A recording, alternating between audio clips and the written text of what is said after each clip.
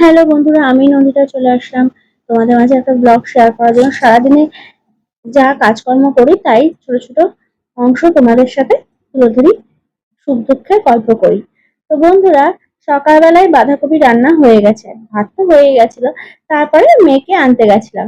তো মেয়েকে আনতে গিয়ে আমি একটু বাজারও করে নিয়েছিলাম। বাজার বলতে কি জানো, একটু আদা, আর আদার দোকানে দেখে নিলাম বেশ সুন্দর সুন্দর কুল হয়েছে, কুল পাওয়া যাচ্ছে, সেই কুল। তো ভালো, এগুলো এতগুলো সবজি আছে, এগুলো বাজার করে নি, কারণ মানে বাড়িতে অলরেডি অনেক সবজি আছে, সেই জন্য। তো আর বাজারের দায়িত্ব আমার না, তো হাসির বাবার, তো সেই এই দায়িত্বটা পালন করে, আমি এগুলোর মধ্যে যাই না। তো যাই হোক, আমি আর হাসি অলরেডি অটোতে উঠে বসে পড়েছি। আর হাসি আমাকে একটা জিনিস দেখাচ্ছে, কি বলতো বন্ধুরা, হাসির বাবা হাসিকে এই যে একটা কি ব্রাশ ক্যান্ডি না কি ক্যান্ডি আছে না, সেগুলো কিনে দিয়েছিল। সেইটা বসে বসে হাসি খাচ্ছিল আর আমাকে দেখাচ্ছিল, মা এটা জানো স্ট্রবেরি ফ্লেভারের। তো যাই হোক, অটোতে চলতে লাগলো। দেখতে পেয়েছে বন্ধুরা আরেকটা সবজির ভ্যান। তো এরকম আমাদের এইদিকে গলি দিয়ে অনেক সবজির ভ্যান যায়। মাঝে মাঝে আমিও এই সবজি আলাদের কাছ থেকে না সবজি নেই। তো হাসি এই গলিটা দিয়ে আসছিল আর দেখলো এক মানে জায়গায় এক স্তূপ মতো আবির পড়ে রয়েছে। তা হাসি এবার ওগুলোকে নিয়ে ঘাঁটতে শুরু করেছে। আমি বললাম, বারণ করছিলাম যে করবি না করবি না, তাও শোনের কার কথা, আবির দেখলে তোর মাথা খারাপ হয়ে যায়। তো যাই হোক, এইসব খেটে টেটে নিয়ে চলে গেল। হাসি কোথায় বাড়িতে চলে আসলো। তারপরে আমি যেহেতু চা খেয়ে যাইনি, তাই বাড়িতে এসেই চাটা করে ফেললাম, চাটা খেতে বসে পড়লাম করে। আর আমার গলার অবস্থা খুবই খারাপ ছিল।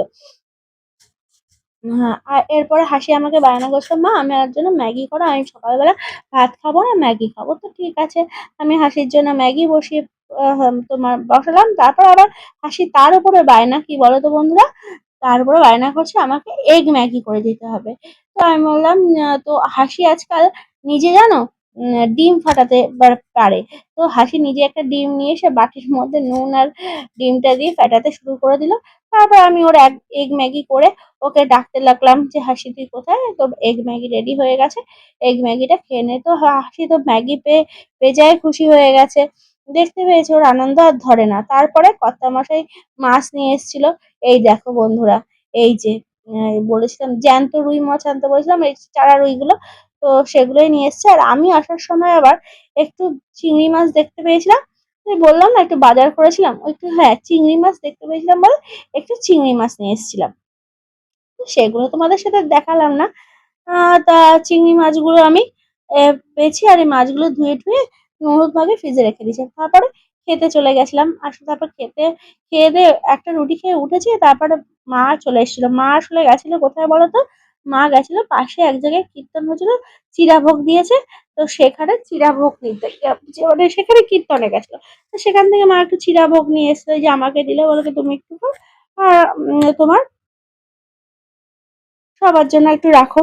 এই দেখো বন্ধুরা, এই যে আমার শাশুড়ি মা গিয়েছিল, ওই যে বললাম না চিরাভোগের খেতে, মানে চিরা গৌরাঙ্গ মহাপ্রভুকে চিরাভোগ দিচ্ছে সেখানে। তো এখানে আবার তিলক টিলক করে এরকম করে চন্দন দিয়ে শাশুড়ি মাকে সাজিয়ে দেওয়া হয়েছে। তো এবার আমি রান্না করছি, এবার হাসির বাবা দেখি হাসির জন্য আর আমার জন্য আইসক্রিম। তাই বলছে আমি খাবো না, আমাকে দিয়ে। হাসির বাবা বললো, না তুমি খাও, তোর কিছু হবে না। তাও সেবারে অল্প একটু মুখে দিয়েছি, আর হ্যাঁ বাদ বাকিটা হাসিকে দিয়ে দিলাম। তো হাসির বাবা আজকে মাছের সাথে কি নিয়ে এসছে বলতো, আমার পছন্দের জিনিস, এই যে মাছের তেল নিয়ে এসছে। তো আমি এগুলোকে বেগুন আলু দিয়ে আর পেঁয়াজ দিয়ে রান্না করেছিলাম। হাসির বাবা দেখতে পায়নি, তো একটু পুড়ে গেছে। তো তারপরে হাসিকে খাওয়িয়ে আমি নিজেকে আমার ব্লগ ভিডিওটাকে এখানেই শেষ করলাম।